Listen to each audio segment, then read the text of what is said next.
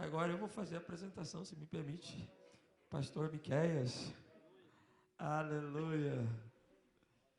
Glória a Deus.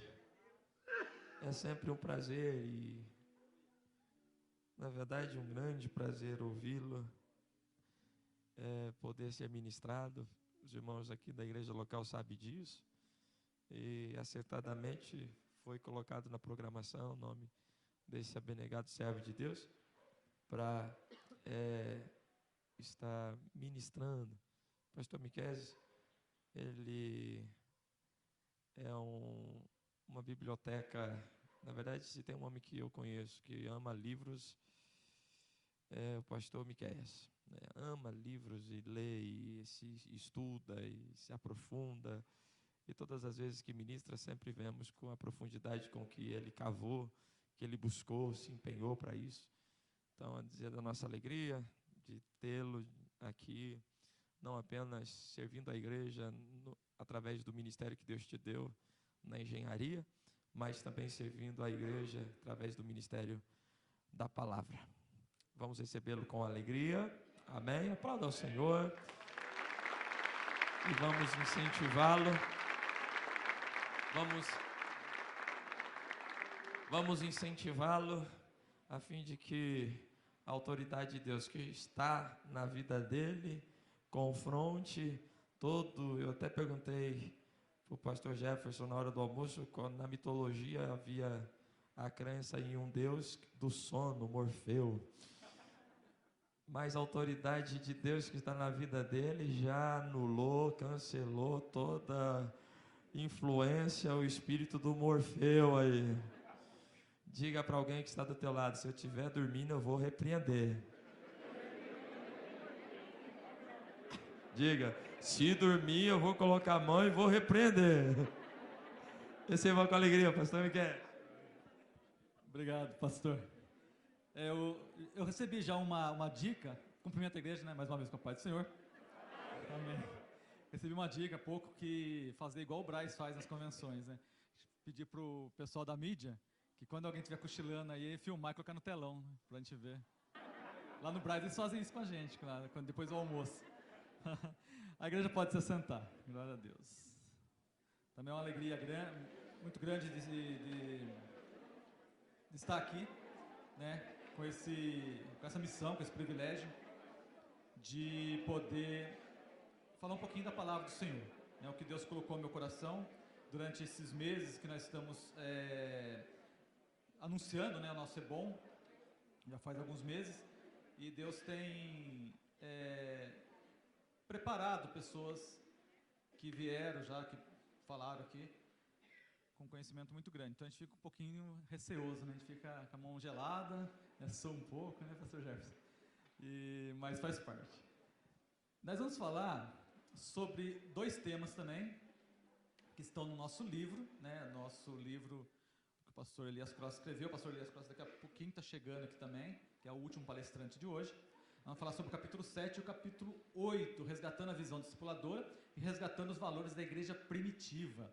Então, a gente vai fazer um compêndio, né? O tempo não é muito grande para a gente poder falar totalmente dos dois temas em separado. Então, eu vou fazer como alguns fizeram, de um apanhado geral, unindo essa visão discipuladora e resgatando esses valores da igreja primitiva. A igreja primitiva, se nós pararmos para analisar, se pararmos e olharmos para a igreja primitiva, nós vamos fazer isso, nós vamos ver que ela tinha uma visão discipuladora. Ela tinha essa visão discipuladora. Então, quando nós vamos aqui para a página, deixa eu ver aqui, página 79, resgatando a visão discipuladora, nós vemos então o comentarista dizendo assim: disciplinar tem se constituído nos grandes desafios do século XXI. Nós estamos no século XXI.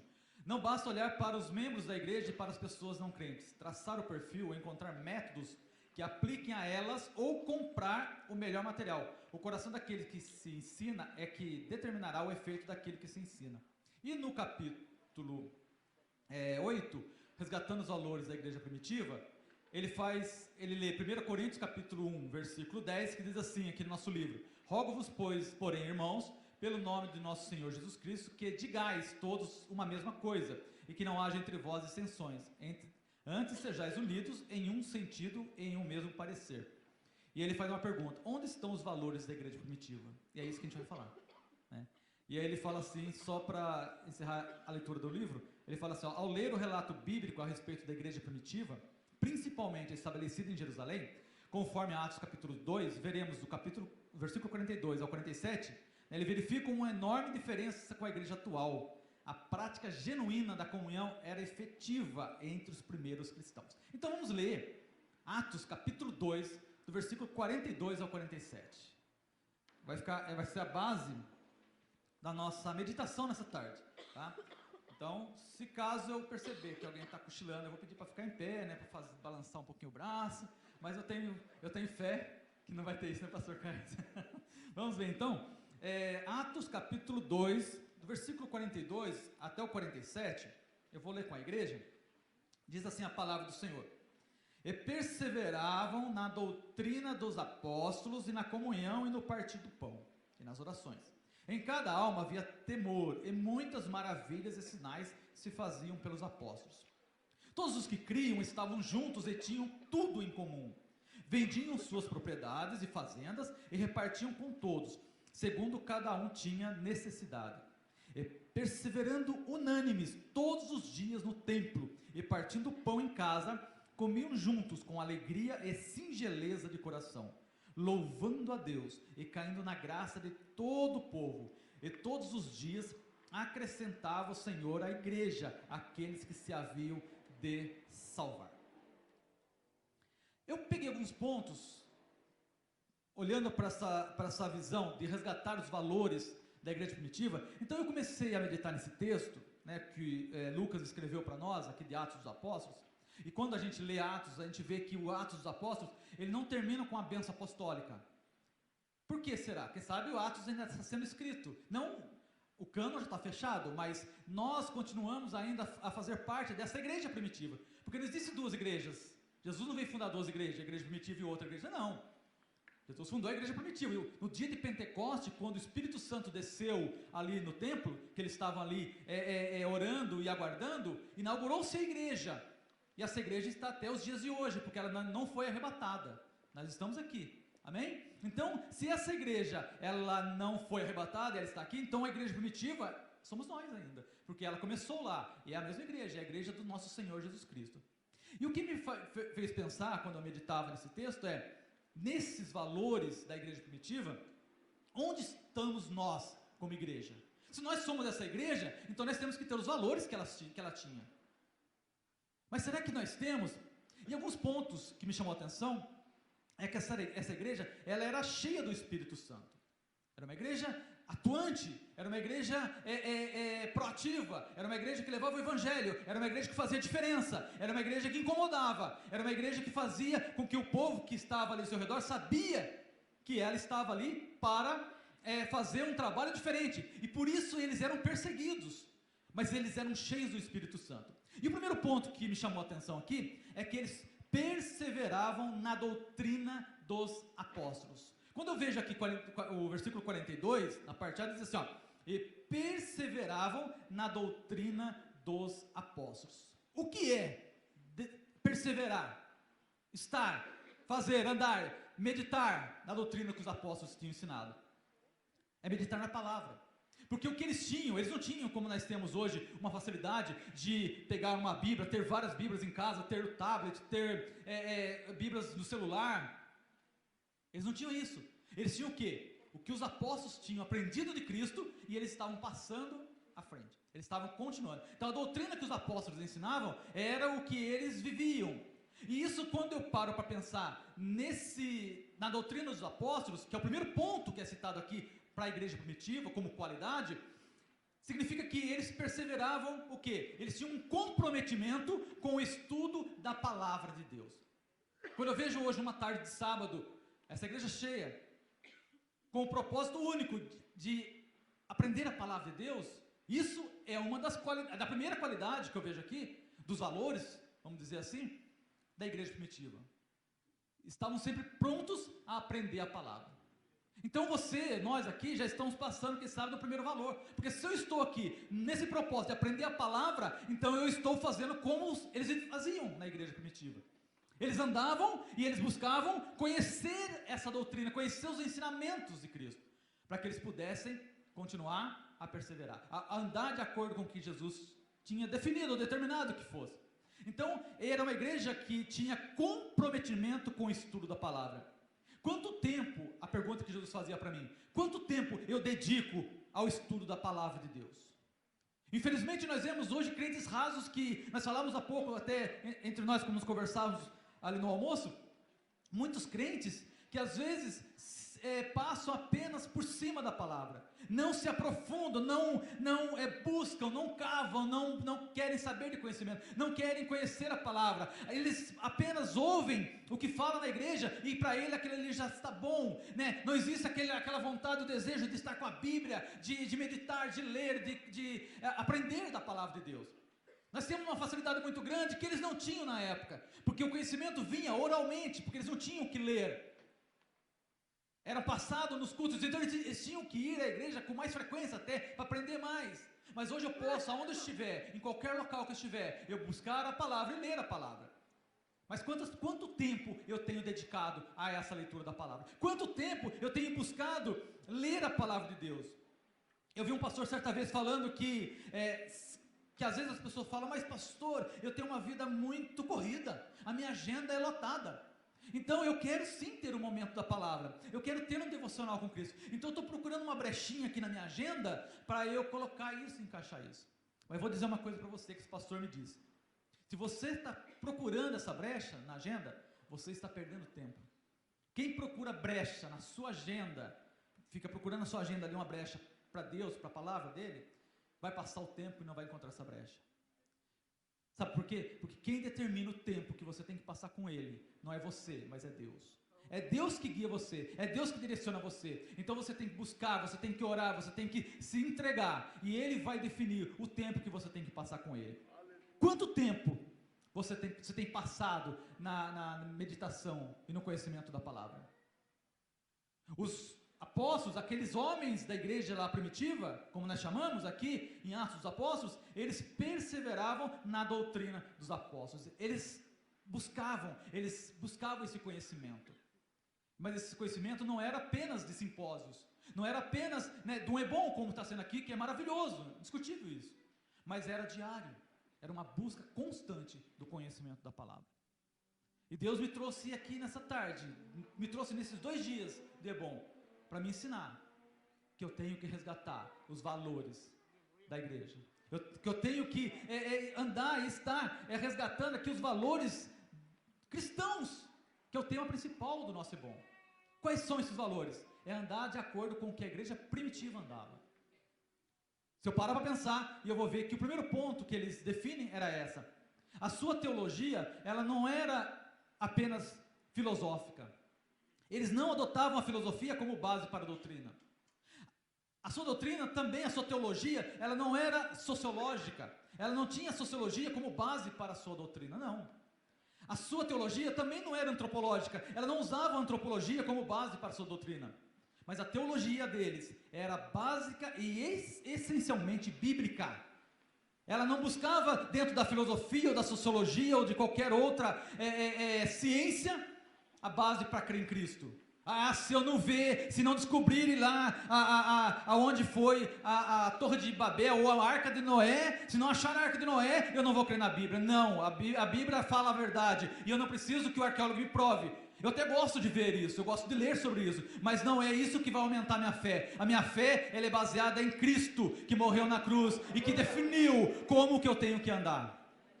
Esse é o valor de um cristão. O valor do cristão não está preso à filosofia. O valor do cristão não está preso à sociologia. O valor do cristão não está preso à antropologia. Ele está preso em Cristo, ele está direcionado a Cristo. A palavra é que traça o caminho. Nós temos que ter uma igreja comprometida com as Escrituras. Se aonde você está, na congregação que estiver, ou aonde você vive, ou aonde você está dirigindo um trabalho, se o centro não for Cristo, aí está totalmente errado. Porque o centro da nossa igreja que começou nessa igreja primitiva e vem até os dias de hoje, é Cristo. Cristo é o centro, Cristo é o norte, Cristo é a direção, Cristo que me leva, Cristo que me direciona. Então o primeiro ponto que eu vejo era esse comprometimento deles com a palavra.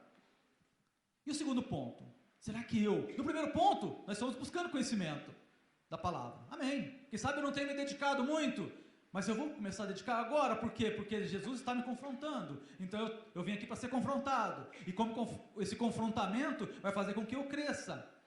Não basta eu ouvir um é bom, eu aprender, ouvir homens de Deus falando, mas eu deixar entrar por um ouvido e sair pelo outro. Ou pegar o livro que foi entregue a vocês, guardar na estante para dizer que eu participei desse primeiro é bom.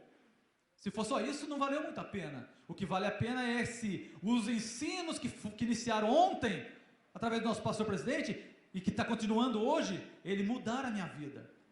O ensino tem que mudar, o que eu aprendo tem que fazer com que, se eu estou por aqui e eu fui confrontado e não está certo, então eu tenho que mudar. Porque se eu continuar pelo caminho errado, não adiantou nada. Então, o primeiro ponto é o quê? É essa busca pelo conhecimento. Eu não vou perguntar aqui quantas pessoas mais agora vão ler mais a palavra. Vão pelo menos um pouquinho do dia, um período do seu tempo vai ser dedicado à palavra de Deus. Tem pessoas que não leem a Bíblia. E aí acham que a vida espiritual deles está uma bênção, está uma maravilha. Passa tempo e só lê na igreja. Ontem mesmo, lá em casa, o pastor já estava contando que uma irmã, acho que muitos aqui conhecem essa história, ela falou que o pastor chegou na casa dela e falou: irmã, a senhora tem lido a Bíblia? Eu vim aqui um mês passado e não tem lido a Bíblia, e a senhora tem lido, dedicado? Ela falou: pastor, desde que o senhor foi embora, eu nunca mais li a Bíblia, não consigo ler, pastor. Mas por que, irmã? Perdi meus óculos.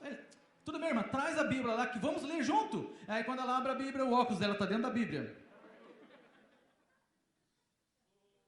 Quer dizer, então, quanto tempo eu vou agora falar: não, Senhor, eu vou sim, eu vou ler, eu vou buscar. Mas pastor, eu falo isso para os alunos de teologia aqui, mas pastor, quando eu chego à noite, eu vou deitar, e aí eu pego a Bíblia para ler, me dá um sono, então lê em pé, irmão. Se o senhor dorme quando vai deitar para ler a Bíblia, então leia a Bíblia em pé, porque em pé, pelo menos, eu acho que você não vai dormir.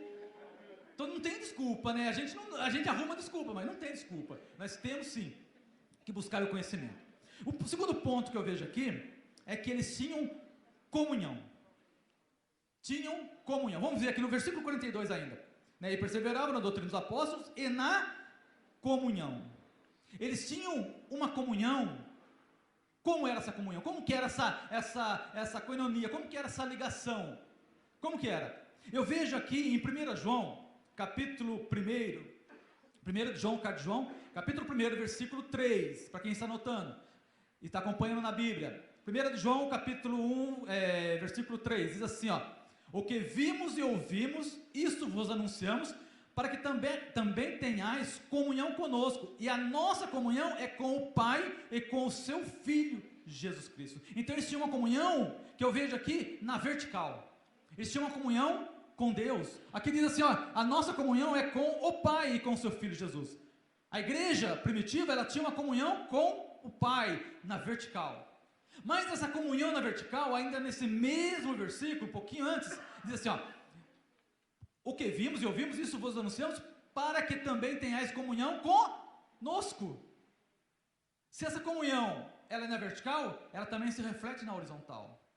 Não tem como você dizer para mim que tem comunhão com Deus e não tem comunhão com o seu irmão.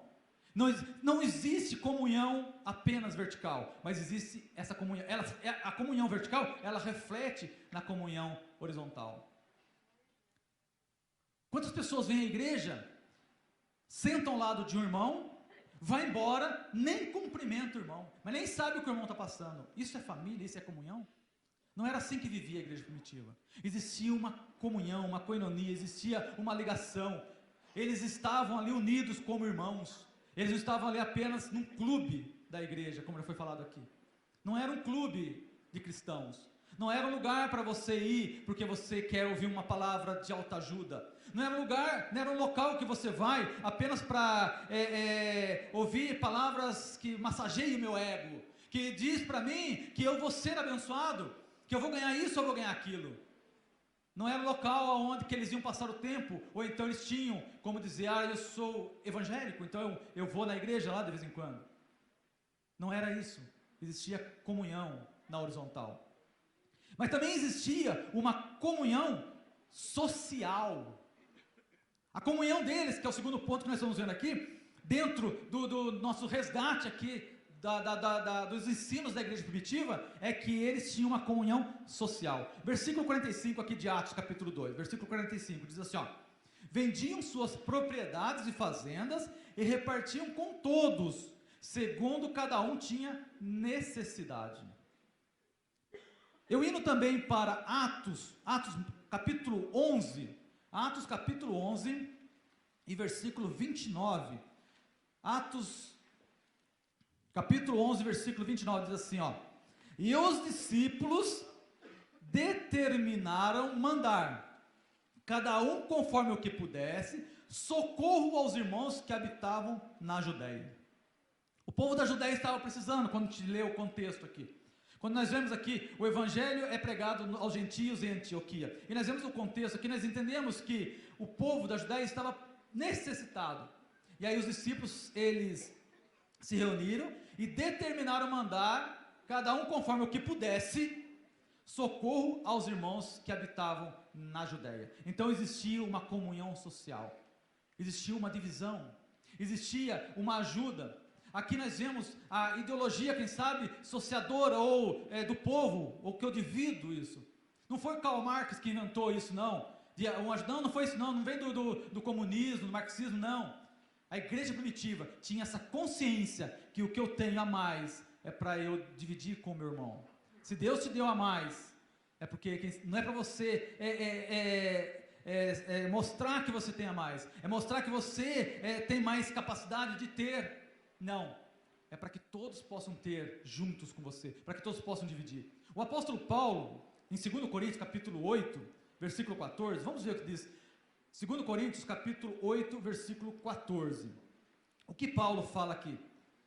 A coleta para os cristãos pobres da Judéia. Paulo falando aqui, escrevendo ao povo de Corinto, ele diz assim, aqui no início aqui do nosso 8, versículo 14, diz assim a palavra do Senhor: mas para a igualdade, nesse tempo presente, a vossa abundância, ou seja, o que você tem de mais, você tem um pouco a mais, supra a falta dos outros, para que também a sua abundância supra a vossa falta, e haja o quê? Igualdade. E haja igualdade. Será que eu estou andando de acordo com os preceitos, ou o que a igreja primitiva fazia? Ou será que eu tenho sobejado tanto na minha vida, que eu tenho desperdiçado e jogado fora, quem sabe, muitas vezes? Quem sabe eu entro no meu guarda-roupa ou no meu armário, não sei, e olho lá, eu tenho 30 pares de sapato. Mas eu só tenho 2 pés. Eu tenho 50 ternos, que eu nem sei como que eu faço para usar os 50 ternos. E tem irmãozinho que não tem.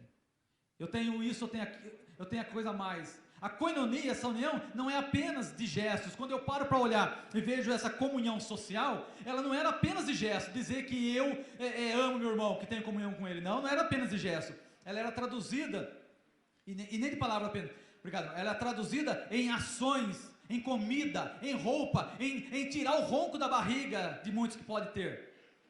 Isso é comunhão social, isso é o que a igreja primitiva fazia, ela dividia. Nós muitas vezes falamos que temos comunhão, que andamos, que estamos juntos, mas o meu irmãozinho está passando necessidade. E eu estou apenas ostentando e desperdiçando o que Jesus tem dado a mais para mim um pouco, para que eu possa o quê? Como diz aqui o apóstolo Paulo, mas para igualdade, nesse tempo presente, a vossa abundância, ou seja, que Deus deu a mais para você, supra o quê? A falta dos outros, para que também a sua abundância, o que você tem, supra a vossa falta, e haja o quê? Igualdade. Isso é comunhão. Será que essa comunhão eu estou praticando aqui dentro da igreja? Será que o meu irmão lá na congregação que está comigo, eu conheço as suas necessidades? Será que eu tenho parado para analisar e ver se realmente ele está precisando? Eu tenho um amigo, eu já contei aqui, um professor que deu aula para mim de história no colégio, e ele era muito católico até, e ele falava assim, que uma das grandes diferenças, quando a gente perguntava por que os Estados Unidos, que foi praticamente descoberto, né, na mesma época do Brasil, tem pouco mais de 500 anos, se tornou uma grande nação, enquanto que o Brasil se tornou esse país de terceiro mundo. Por que será que aconteceu isso? Obrigado. Por que será que aconteceu essa diferença? E ele falava assim, sabe por quê? Eu sou católico, e eu vou falar contra até a minha igreja, ele falava. Mas a diferença foi que o Brasil foi colonizado por católicos, inicialmente. Ele falava dentro da história. E os Estados Unidos por protestantes. E os protestantes são muito unidos. Então um ajuda o outro, e a nação se tornou uma grande nação. Era essa a explicação que ele dava. Mas será que se eu parar hoje e olhar para a igreja evangélica brasileira, eu posso ver essa união, essa comunhão? Meu irmão está com fome, mas eu estou preocupado apenas com a minha vida. Vamos ver então o terceiro ponto aqui, para nós andarmos dentro dessa meditação. Eles tinham o quê? Uma vida de adoração. Eles estavam na palavra, eles tinham comunhão, e eles tinham uma vida de adoração. Vamos ver o versículo 42 aqui de Atos capítulo 2 que nós lemos. Diz assim, ó: e perseveravam na doutrina dos apóstolos, e na comunhão, e no partir do pão. Eles tinham uma vida de adoração. Hoje, infelizmente, nós nos dividimos em função, muitas vezes, da coreografia, né? A gente acha que adoração é apenas bater palmas. Aí um irmãozinho que é mais pentecostal, bate palma, e ele olha para o outro irmão que está do lado, que não está batendo palma, ele fala assim, aquele ali, ó, está frio. Está um gelo aquele irmão, lá, ele não está pulando, ele não está fazendo motoquinha, né, igual o pastor Jefferson fala, né, fazendo motoquinha, ele não está fazendo aviãozinho, então ele é frio. A adoração praticamente parece que se limitou a uma coreografia dentro do culto, mas a adoração não é isso. Quem sabe aquele irmão que não está batendo palma, ele possa estar adorando muito mais a Deus do que eu que estou batendo palma, erguendo a mão e fazendo assim. Porque balançar o braço, eu não estou falando que seja errado, hipótese alguma, eu também faço isso. Erguei as mãos, mas isso não é só isso que é adoração. A adoração vem de dentro, é uma entrega, é o meu coração que adora a Deus. Não é apenas as minhas mãos, mas é a minha vida, o meu corpo. Eu adoro a Deus, a minha adoração é de entrega. Aí o irmão que não bate palma, olha para o irmão que bate palma e fala lá, aquele ali é carnal, só bate palma. Quer dizer, nós nos dividimos muitas vezes apenas por causa da coreografia. Eles tinham o quê? Uma adoração, dentro da adoração, uma adoração litúrgica. Nesse versículo 42 que nós lemos, então eles estavam o quê? No partir do pão. E eles, o que significa isso? Que eles participavam o quê? Da ceia do Senhor. Existia essa comunhão da ceia do Senhor. Existia dentro da congregação, como nós fazemos hoje, essa adoração, que também é litúrgica. Nós ali lembramos da morte de Cristo. Quando eu vou para 1 Coríntios capítulo 10, versículo 14 a 17, Paulo escreve assim sobre a ceia do Senhor, falando dessa adoração litúrgica.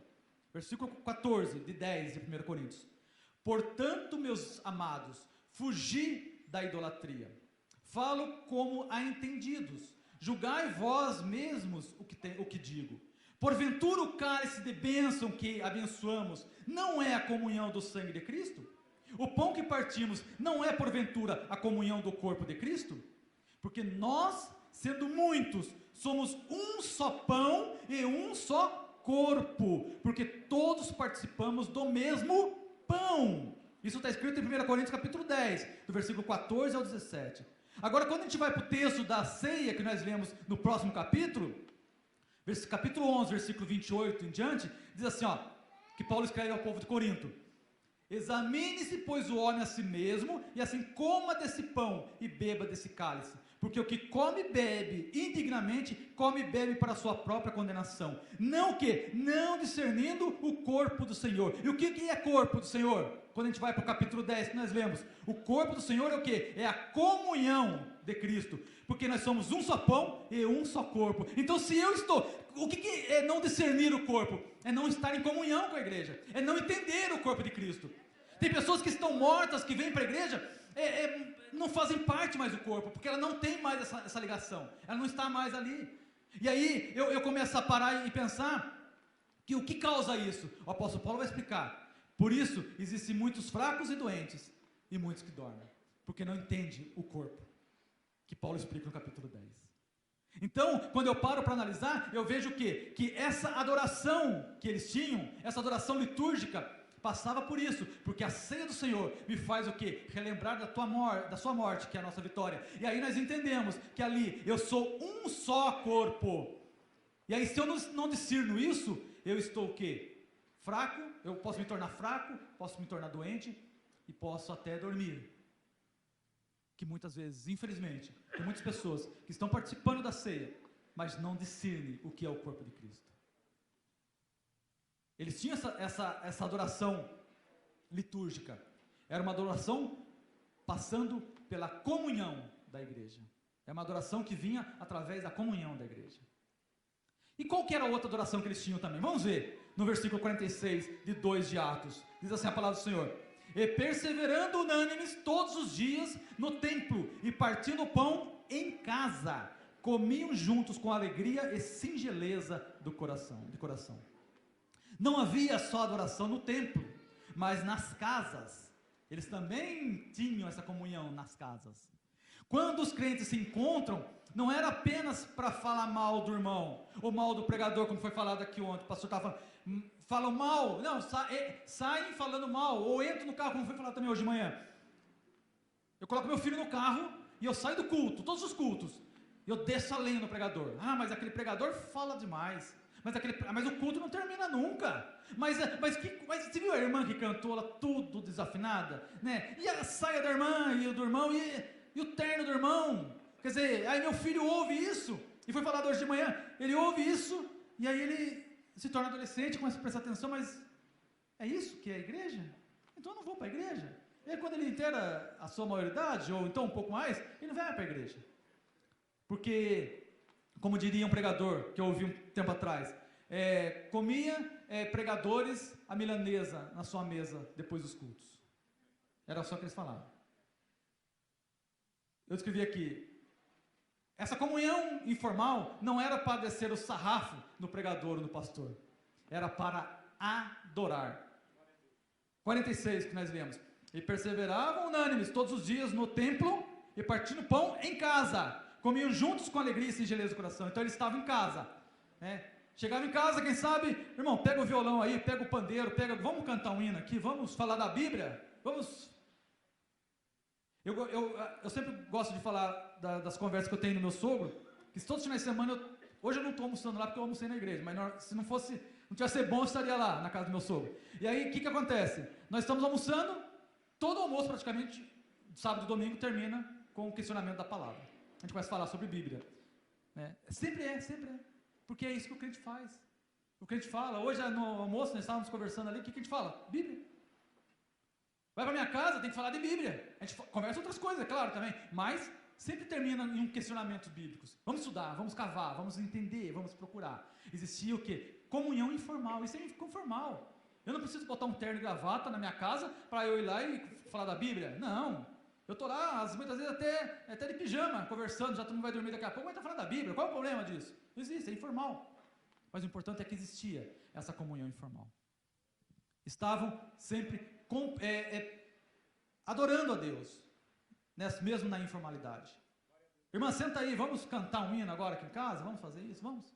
Existia uma formalidade. Vamos comer uma pizza, mas vamos falar de Jesus. Vai ter comunhão, não é para falar mal do irmão e nem da irmã, é para comunhão. O quarto ponto que eu vejo aqui na igreja primitiva, dos valores da igreja primitiva, que é a nossa igreja, né? Nós somos da mesma igreja, a mesma igreja fundada por Jesus, amém? Amém? Amém, está todo mundo acordado, glória a Deus, aleluia! Eles eram comprometidos com a evangelização. 47, vamos ver o versículo 47 que nós lemos aqui, ó. Louvando a Deus e caindo na graça de todo o povo. E todos os dias acrescentava o Senhor à igreja aqueles que se haviam de salvar. Era todo dia, não era no domingo, não era no sábado, não era no versículo aqui. Então era todo o dia. Se eu parar para pensar, então, teoricamente, se fosse fazer um batismo no final do ano, teria no mínimo 365 pessoas, porque todo dia acrescentava alguém. Muitas vezes eu vou... Tem um pastor que estava falando há pouco tempo atrás, que eu estava ouvindo, ele estava falando assim, que ele foi para uma cidade, e aí não batizava quase. Ele falou assim, que só batizava, às vezes tinha lá 8 para batizar, quando ele ia ver era tudo filho de crente. Ninguém aceitava Jesus. Não crescia a igreja. Ele falava, pastor, eu estou tendo um trauma, eu preciso passar por um psicólogo, porque eu quero batizar pessoas, mas não vem. Ninguém prega, ninguém fala isso. Vamos batalhar, vamos para a rua, porque não dá para ficar assim. Eu me acomodo. Eu não evangelizo, eu não busco as ovelhas. Já foi falado aqui sobre a ovelha hoje, numa das palestras. A busca pela ovelha. Quantas vezes eu tenho dedicado a minha vida na evangelização? Ah, mas quem evangeliza é o evangelista só. Eu não evangelizo, eu não tenho esse título, então eu não evangelizo. É assim que funciona? É assim que está na Bíblia? Não é para todos pregar o evangelho que Jesus mandou lá em Marcos? Todos pregar o evangelho. Não é para mim, nem para... Não, é para todo mundo pregar o evangelho. Para todos nós pregarmos o evangelho. Eles tinham um comprometimento com a evangelização. A evangelização era o quê? Era baseado o quê? Na graça de Deus. Quem acrescentava era quem? Era Deus. Era na graça dele. A evangelização era praticada no poder de Deus. No versículo 43, nós vemos assim, olha o que fala no versículo 43. Em cada alma havia temor, e muitas maravilhas e sinais se faziam pelos apóstolos. Então o que? Essa evangelização, ela também era praticada no poder de Deus. E muitas maravilhas e sinais se faziam pelos apóstolos. Vamos ver o que diz Atos capítulo 3, próximo capítulo aí mesmo, que nós estamos lendo. A partir do versículo 6, vou ler 3 versículos apenas. 3, 6 a 9. Diz assim a palavra do Senhor, 3, 6 a 9. E disse Pedro, não tenho prata nem ouro, mas o que tenho, isso te dou. Em nome de Jesus Cristo Nazareno, levanta-te e anda. E tomando-o pela mão, o levantou. E logo seus pés e tornozelos se firmaram. E saltando ele, pôs-se em pé. E andou e entrou com eles no templo, andando e saltando e louvando a Deus. E todo o povo viu-o andar e louvar a Deus. Glória a Deus. Existia o quê? Uma evangelização praticada pelo poder de Deus. Não era a cura pela cura. Sabe por que não era a cura pela cura? Porque se você pegar o capítulo 4, o primeiro versículo, diz assim, estando eles falando ao povo, sobrevieram os sacerdotes e o capitão do templo e os saduceus. O que Pedro e João estavam fazendo? Falando ao povo, ensinando ao povo. Então eles pegaram o gancho ali da cura que Jesus fez para poder evangelizar, para poder pregar. Esse era o foco da igreja primitiva. Não era cura pela cura apenas. O poder de Deus era praticado, mas não era apenas para mostrar que eles tinham poder. Era para que as almas se salvassem. E dentro da evangelização, ela era praticada com maturidade. Muitas igrejas hoje vivem de evangelização apenas no agosto profético. Não, a evangelização aqui vai ser o mês tal. É o mês inteiro de evangelização. Depois acabou, o resto do ano não precisa de evangelização. Para quê? Eu começo a aprender e a dizer que evangelizar é apenas uma campanha evangelística, ou é apenas não, evangelização, meus irmãos, é todos os dias, todo momento, todo lugar que você estiver, em todo local que você for, você vai evangelizar, você vai pregar a palavra. Moody falava que eu prego a palavra sempre eu prego, se for necessário, eu falo. O que ele estava dizendo? Que a sua vida era uma pregação. Que o seu comportamento é uma pregação, que o seu modo de agir é uma pregação. Então é isso que eu vejo hoje. Eles pregavam, que eu via na igreja, e que muitas vezes nós não vemos hoje, essa maturidade na pregação do evangelho. E o quinto ponto aqui que nós vemos, dentro da evangelização, eles tinham o quê? Uma evangelização demonstradora de simpatia. 47A de 2 de Atos, que nós lemos. Louvando a Deus e caindo na graça de todo o povo.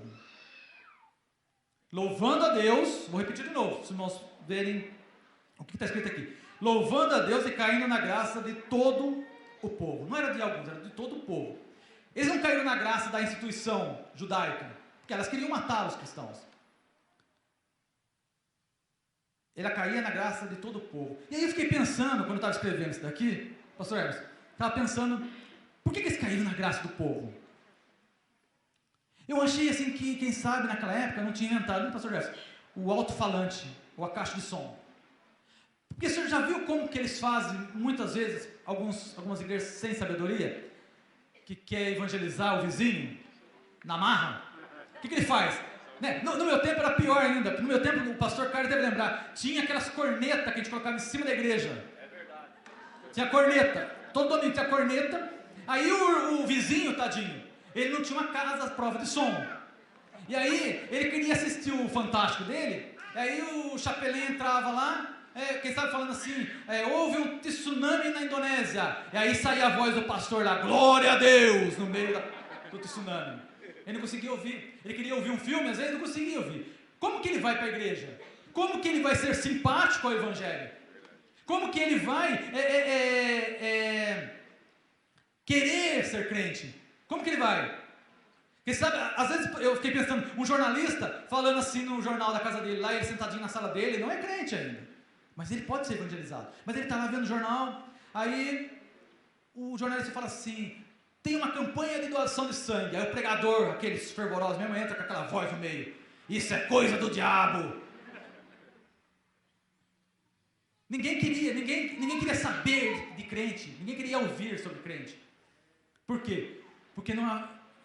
Dentro desse conceito, a pessoa fica com raiva de crente. Quantas pessoas você conhece que não querem saber, porque foram muitas vezes magoados ou ofendidos por crentes? Há poucos dias atrás eu estava aqui, numa mensagem, eu acho que a maioria não estava, porque aqui tem a maior parte da congregação também, e eu falei assim, que o crente ele tem que ser feliz, o crente tem que ser alegre, porque ele tem que mostrar simpatia para ganhar as pessoas para Jesus. Mas o crente hoje, muitas das vezes, e aí eu fiz um exemplo assim, que veio na minha mente na hora, você está numa fábrica, pastor Jeff, está numa fábrica, e aí você entra na fila, pega o bandejão da comida, no restaurante, na hora do almoço, na fábrica, põe a sua comida no bandejão e entra no refeitório da fábrica. Aí você vê um espírita sentado sozinho, você vê um macumbeiro sentado sozinho, um católico, você vê um evangélico. O que você faz? Onde você vai sentar? No lado do evangelho. Mas está errado, não é isso que Jesus ensinou. Jesus foi lá o quê? Falar com as prostitutas, falar com os homens, os pecadores. Eu tenho que fazer como? Eu pego o meu bandejão e sento do lado do macumbeiro para poder evangelizar, mas evangelizar com sabedoria, com inteligência, com simpatia. Não é chegar para ele e falar assim, você vai para o inferno se você continuar desse jeito. Ele te mete o bandejão na sua cabeça. Não faz sentido. Eu vi um testemunho esses dias, só fazendo um parênteses aqui, sobre isso, que um pastor, ele contou que certa vez, um major do exército, aposentado, ele foi para o Rio Grande do Sul, e foi para uma cidadezinha chamada São Carnaíba dos Dantas. É uma cidade pequenininha, eu fui procurar essa cidade para ver, bem pequenininha. Ele contando essa experiência. E esse major, ele falou que Jesus mandou ele lá, e ele já estava aposentado, ele foi para lá para pregar o evangelho. Aí ele botou a farda dele e foi para lá. E começou a bater de porta em porta. Meu amigo, quero você às 17 horas na praça da cidade. Cidadezinha desse tamanho, não conhecia aquele major, o homem do exército, com a roupa caracterizada, uma coisa grave aconteceu. Ele foi de porta em porta, eu quero todo mundo lá, o prefeito, todo mundo na cidade, eu quero lá. Eu quero ir lá na praça, não falava o que era. Aí todo mundo, curioso, foi para a praça. Vamos ver. Aí ele chegou na praça, ele não era muito bom de falar em público, ele chamou um evangelista. Aí esse evangelista começou assim, boa tarde, senhores de São Carnaúba dos Dantas. Eu sou um evangelista, e eu quero dizer para vocês, existem dois tipos de pessoas, os que vão para o céu e os que vão para o inferno. Existem os de Deus e os do diabo. E agora eu quero fazer um apelo para vocês. Quem quer ir para o céu? Quem quer ser de Deus? Levanta a mão. Ninguém se mexia. Vou insistir mais uma vez. Quem quer ir para o céu, levante a mão. Ninguém se mexeu. Aí ele parou. Eu sabia, eu sempre soube. Desde que eu cheguei aqui eu sabia. Só existe dois lugares que não existe crente. No inferno e em São Carnaúba dos Dantas. Ele estava errado em dizer que não tem Jesus lá para o inferno? Não está errado. Mas é assim que evangeliza? Não é assim que evangeliza. A igreja, ela caía na graça do povo. O povo queria ouvir de Jesus. Queria saber de Jesus. Queria saber. Eu vi um outro pastor contando uma outra história, que um capitão da aeronáutica pulou de paraquedas. E veio, e enroscou o paraquedas na árvore e ficou pendurado. Não conseguia tirar o paraquedas. Aí nisso vem o crente. Terno, gravata, bimba no braço e passa. Aí ele grita, por favor, me ajuda aqui, eu estou em cima da árvore aqui, olha, me ajuda, por favor. Aí ele parou. O senhor é paraquedista? Sim, sou paraquedista, mas por favor, me tire daqui, né, rápido. Aí, então eu vou tirar o senhor daí, mas eu estou vendo no seu ombro aí as insígnias, o senhor é o quê? É capitão? Sim, sou capitão da aeronáutica, mas por favor, me tire daqui. Ah, sim, vou tirar o senhor daí. Então, o senhor estava naquele avião que passou há pouco, eu escutei o barulho do avião passando. O senhor estava no avião, não estava? Eu que estava mesmo. Daí o homem lá preso no galho olhou para ele e falou assim, e o senhor é evangélico? Aí ele falou assim, sim, sou evangélico. O senhor está sabendo por quê? Por causa da Bíblia? Ele, não, porque o senhor disse várias coisas verdadeiras, mas que não faz sentido nenhum, não tinha necessidade nenhuma de fazer. O senhor não agiu. Quantas vezes nós, como cristãos, falamos verdades, mas verdades que às vezes, muitas vezes, não vai só atrapalhar a obra em vez de ajudar a obra. Falta inteligência, sabedoria de Deus. Isso é cair na graça do povo, é ser simpático. Crente carrancudo não evangeliza, não consegue evangelizar. Crente de cara feia, crente que fica apontando o dedo apenas nos defeitos dos outros, não vai conseguir. Não vai cair na graça do povo e não vai conseguir evangelizar. Aleluia. E dentro dessa visão, eu vejo que eles caíram na graça do povo também, porque eles não tinham muitas vezes aquele evangeliquez que inventaram há um tempo depois, né? Porque na época da igreja primitiva não tinha isso ainda. O que é evangeliquez, pastor? O que é esse negócio de evangeliquez? Sabe aquele negócio assim? O irmãozinho vem correndo na chuva, molhado, entra no escritório, onde ele trabalha, aí alguém chega para ele assim, um amigo, para ser simpático, né? O senhor estava vindo sozinho na chuva? Ele, sozinho não, estava com o anjo do Senhor. O que mudou? Entendeu? Não, é evangeliquez, sabe aquelas coisas assim, não, imposta a voz ainda. Sozinho não, eu estava com o anjo do Senhor. O que muda na vida do homem? Não muda nada. Entendeu? Então assim, caíam na graça do povo. Sexto ponto, a igreja primitiva, ela crescia. Nós já lemos 47, versículo, a parte B. E todos os dias acrescentava o Senhor à igreja aqueles que se haviam de salvar. Atos capítulo 4, versículo 4. 2 capítulos à frente do capítulo 2 que nós lemos. 4:4. Diz assim a palavra do Senhor. Muitos, porém, dos que ouviam a palavra, creram. E chegou o número desses homens a quase 5.000. Na primeira pregação de Pedro, 3.000. Agora já está chegando, poucos dias depois, já está chegando o quê? A quase 5.000 pessoas. Quando eu paro para analisar essa conversão aqui, eu tenho que olhar para o contexto da Bíblia. Eu tenho que olhar o que está acontecendo dentro da caminhada ali daquele povo, daquela igreja primitiva. E o que eu vejo no capítulo 3, que nós lemos há pouco, era que Pedro e João estavam entrando no templo e eles curaram aquele coxo. E aí no capítulo 4, versículo 1, ele começa a falar, mesmo sendo perseguidos pelos sacerdotes, pelo capitão do templo, pelos saduceus, ele continuou pregando. E no versículo 4 diz assim, muitos, porém, dos que ouviram a palavra de quem? A palavra de Pedro que estava pregando. Creram, e chegou o número desses homens de quase 5.000. O milagre que aconteceu, não foi um milagre pelo milagre, como eu disse. O milagre aconteceu para que as almas se salvassem. Não foi feito uma campanha de milagre. Não botaram na porta do templo lá uma faixa, dizendo assim, ó, vem aqui que vai estar o pregador X, esse é top. Esse ora e ele revela o seu RG e o seu CPF. Então esse é bom mesmo, então pode vir que vai mudar. Quantas pessoas se salvaram?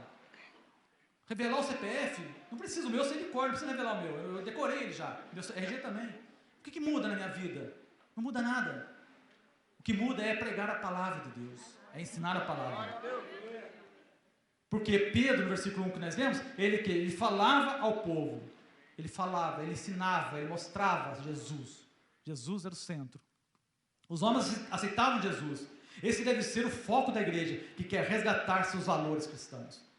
Nós estamos aqui, nesse simpósio, nesse bom, falando, resgatando os valores cristãos.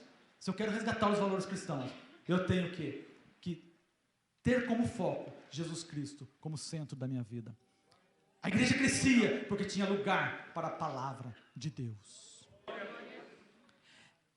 O segundo ponto que eu vejo do crescimento é que ela crescia porque andava o quê? Na verdade.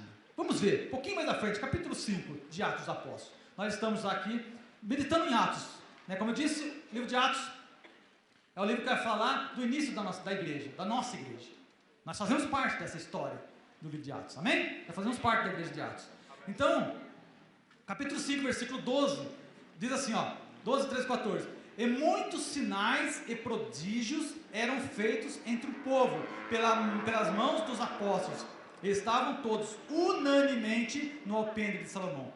Quanto aos outros, ninguém ousava juntar-se com eles, mas o povo tinha-os em grande estima. E a multidão dos que criam no Senhor, tanto homens como mulheres, crescia cada vez mais. Crescia cada vez mais. Esse crescimento aqui vem após a morte de quem? De Ananias e Safira. Quando você vai ver o contexto aqui, do capítulo 5, foi a morte de Ananias e Safira. Só que quando nós lemos aqui, nesse versículo 12, 13 e 14, a igreja estava crescendo. Houve a morte de 2 pessoas ali da comunidade deles. Houve 2 mortes da comunidade. Mas mesmo assim a igreja crescia. Por que crescia? Eu comecei a meditar sobre isso. Esse crescimento aqui, ele vem após da morte de Ananias e Safira. Quando nós lemos sobre essa morte, Lucas, escritor de Atos, ele não está nos mostrando que eles morreram porque não deram tudo. Não foi por isso que eles morreram. Eles morreram porque eles mentiram a Deus. Foi por isso que eles morreram. Não foi porque eles não deram. É tão libertador esse texto, que Pedro fala assim para eles: olha, o que vocês tinham, você não precisa dar nada. Você ia continuar fazendo parte da comunidade, você ia estar aqui, vivinho da Silva. Mas você mentiu para o Espírito Santo. Aí você caiu, ele caiu morto. Os 2 caíram mortos, porque mentiram. Então, eu vejo que a igreja crescia. Então, quando eu vejo capítulo 5, versículo 12, que ela crescia o quê? Na verdade, porque o foco ali é a verdade do contexto, era na verdade. Eles mentiram, morreram, e a igreja continuou crescendo. Por quê? Porque existia comprometimento da liderança com a verdade. A igreja trabalhava na verdade, e ela continuava crescendo. O que nos ensina aqui é uma liberdade do crente. Como eu disse, se eles não quisessem doar, tudo bem, eles não iam morrer por isso. Nem iam ficar amaldiçoados. Não, nada disso, nada disso. Eles continuaram de boa. Só que eles mentiram. E eles morreram. E dentro do crescimento, eu ainda vejo outro ponto. Que a igreja crescia porque ela se preocupava com o social. Vamos no capítulo 6 de Atos, mais um pouquinho para frente. A igreja que está acompanhando comigo, eu quero ler 7 versículos aqui para a gente entender um pouquinho sobre esse social. Já tem alguns minutos para meditar e os irmãos não estão dormindo, então nós vamos continuar aqui. Amém? Glória a Deus. 6, versículo 1, diz assim: ora, naqueles dias, crescendo o número dos discípulos, houve uma murmuração dos gregos contra os hebreus, porque as suas viúvas dos gregos, eram desprezadas no ministério cotidiano. Aí os 12 apóstolos, convocando a multidão dos discípulos, já era uma multidão de discípulos, disseram: não é razoável que nós deixemos a palavra de Deus e sirvamos as mesas. Escolhei, pois, irmãos dentre vós, 7 varões de boa reputação, cheios do Espírito Santo e de sabedoria, aos quais constituamos sobre esse importante negócio. Mas nós perseveraremos na oração e no ministério da palavra. E esse parecer contentou toda a multidão, e elegeram Estevão, homem cheio de fé e do Espírito Santo, e Filipe, e Prócoro, e Nicanor, e Timão, e Pármenas, e Nicolau, prosélito de Antioquia. E apresentaram ante os apóstolos, e oraram por eles e impuseram as mãos. E crescia a palavra de Deus, e em Jerusalém se multiplicava o número de quê? Do quê? Dos discípulos, e grande parte dos sacerdotes obedecia à fé. Eles se preocupavam com o social da igreja. E aí, mais uma vez, nós vemos, e crescia o número de discípulos. A igreja só está crescendo. Na verdade, a igreja está crescendo nos milagres, porque houve o milagre do coxo, a igreja continuou crescendo. O foco era crescer, vai crescer com sabedoria, não é encher o povo, porque se nós, como o pastor já falou na palestra dele, se o pastor trouxer um coach aqui, pode ser que ele lota a igreja, ele vai ter aquelas lábias para poder trair o povo. Mas isso está firmado na rocha? É isso que vai mudar? Não, o que muda é a palavra de Deus, que me confronta, que muda o meu sentido da vida, que muda o meu foco, se eu estiver errado.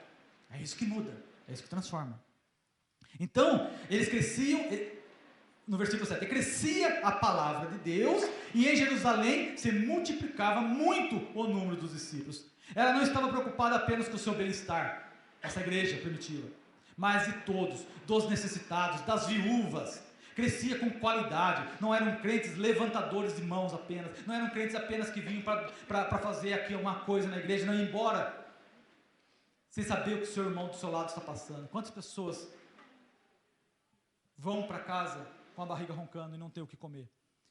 E na minha casa eu jogo pizza fora. Já pararam para pensar nisso? Deus está falando comigo. O quarto ponto aqui dentro do crescimento, ela crescia porque ela era agregadora, ela agregava. Vamos ver onde está escrito isso? Atos capítulo 9 e versículo 31, 9, 31. Vamos passear um pouquinho por Atos aí.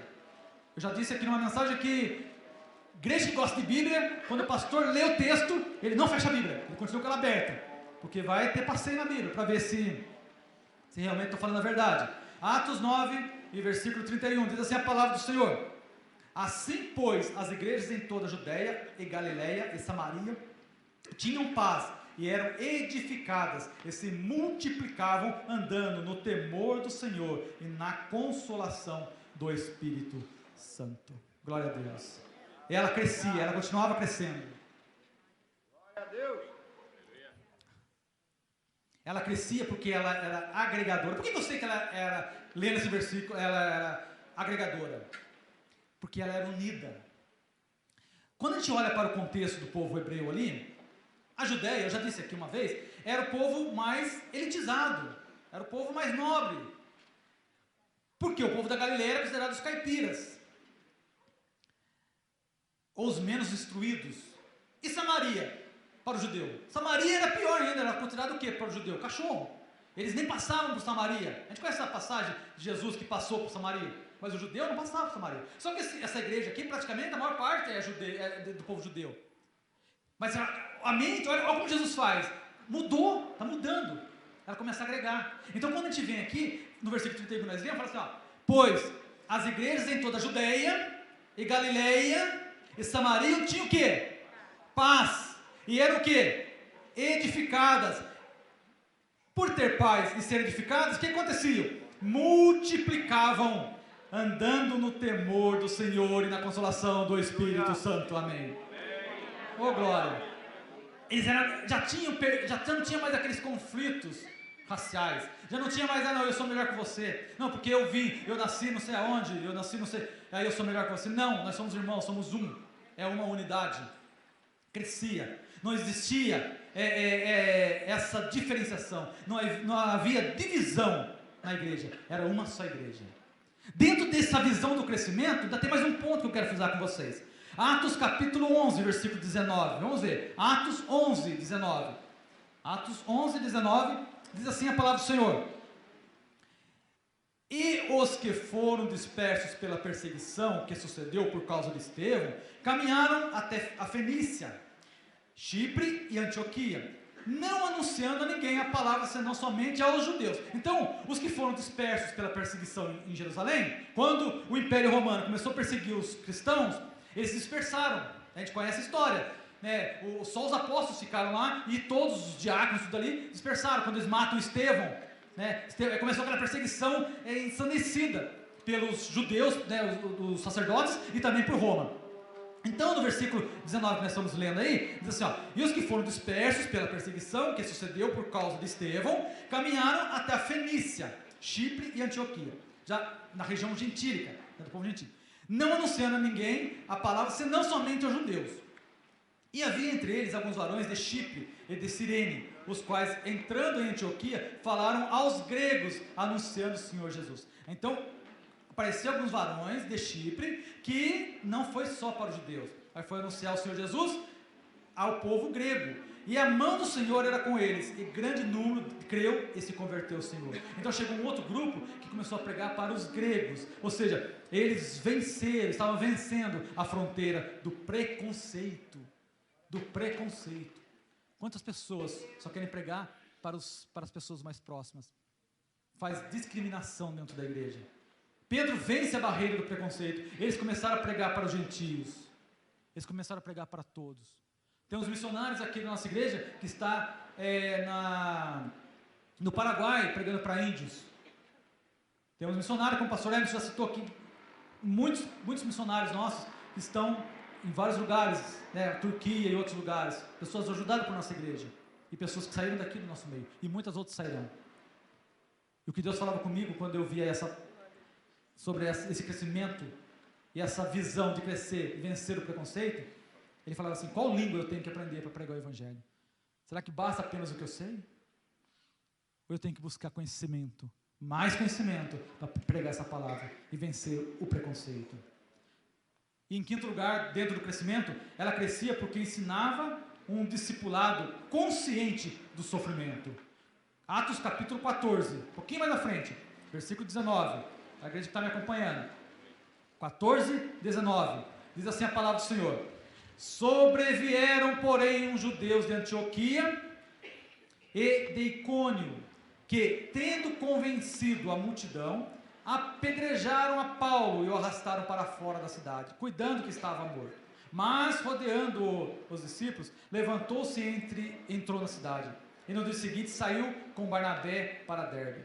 E tendo anunciado o evangelho naquela cidade, e feito muitos discípulos, voltaram para Listra, e Icônio e Antioquia, confirmando o ânimo dos discípulos, exortando-os a perseverar na fé, pois que por muitas tribulações nos importa entrar no reino de Deus. É com muitas tribulações que eu vou entrar no reino de Deus. Então, eles cresciam porque eles ensinavam os discípulos que existia sim um sofrimento por pregar essa palavra.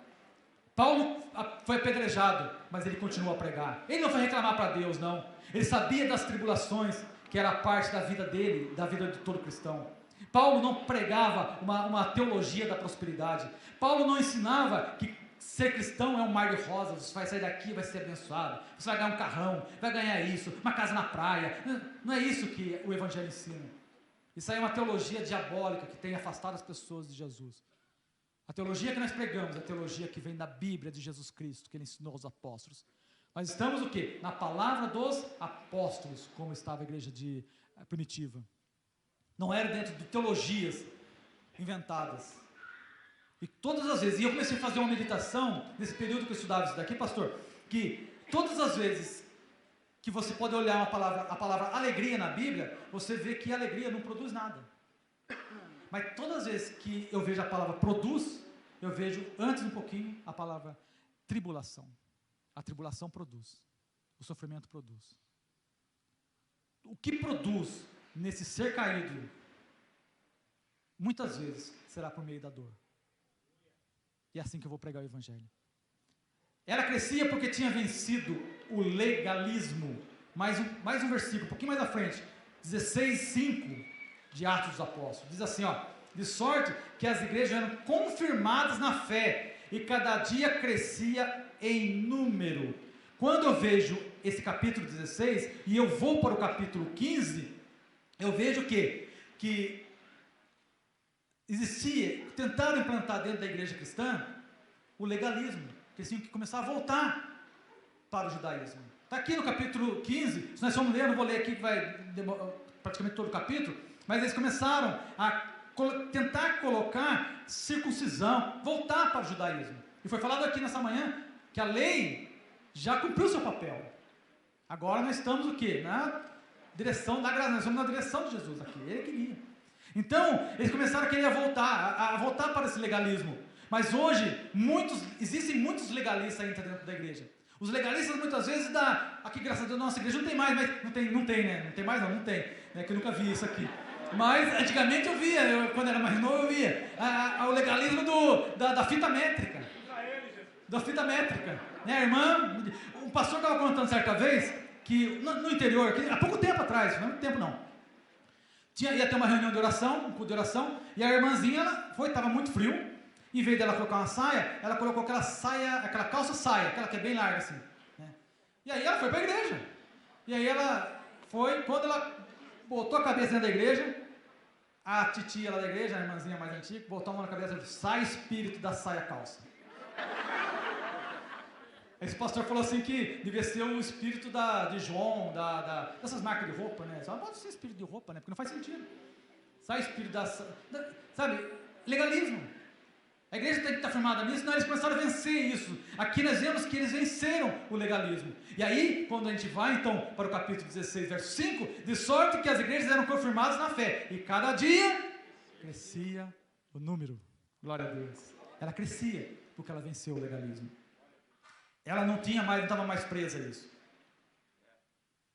Porque muitas das vezes, tem pessoas que acham que, dentro do legalismo, acham que só é crente aquele que fala o linguajar do crente.